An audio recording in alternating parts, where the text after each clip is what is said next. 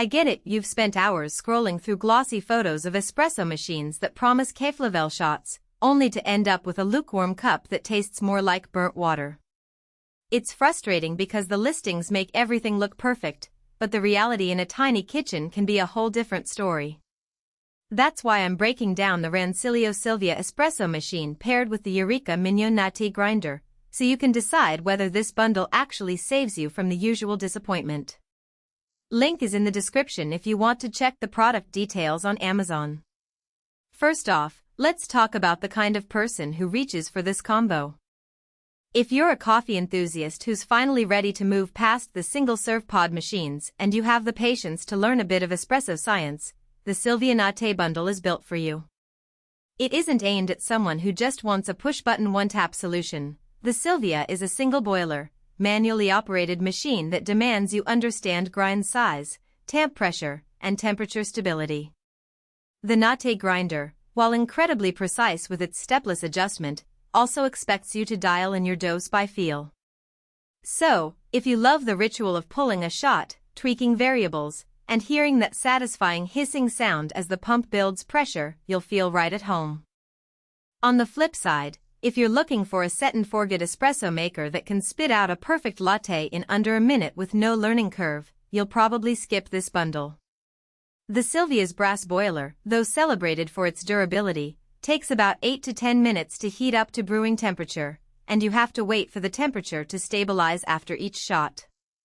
That wait time can be a deal-breaker for busy mornings or for anyone who just wants a quick caffeine fix without monitoring a pressure gauge. Now, let's dig into the practical strengths that actually show up when you start using the pair.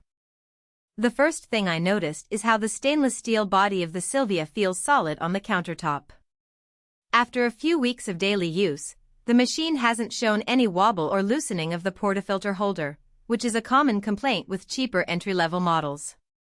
Because the boiler is made of brass, it retains heat well, meaning once you've reached brewing temperature, the next few shots stay consistent without noticeable temperature drops.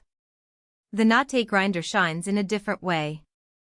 Its 50mm burrs are designed specifically for espresso, and the stepless adjustment knob lets you move through the grind spectrum without the click stops you get on many entry-level grinders. In practice, this means you can make micro-adjustments while you're dialing in a new coffee bean, and you'll actually hear the difference in the shot's flow rate. I tested it with a light-roasted Ethiopian and a dark-roasted Brazilian. The grind changed just enough to pull a clean, balanced espresso from the Ethiopian while the Brazilian needed a slightly finer setting to avoid a watery shot. Because the Notte is a manual doser, you press the portafilter into the grind chamber and release it, which gives you tactile feedback on how much coffee you've actually collected. That feedback is useful if you're trying to stay around the 18-gram sweet spot without a scale. One hidden trade-off is the learning curve around temperature management. The Silvia uses a single boiler for both brewing and steaming, which means you can't brew a shot and steam milk simultaneously. If you're used to a double boiler machine that lets you pull a shot while the wand is already frothing milk, you'll need to plan your workflow, brew first, then purge the boiler, and finally bring it up to steam temperature. That extra step adds about a minute or two to the routine, but for many home baristas it's an acceptable compromise for the price point. Another practical weakness worth mentioning is the grinder's dosing mechanism.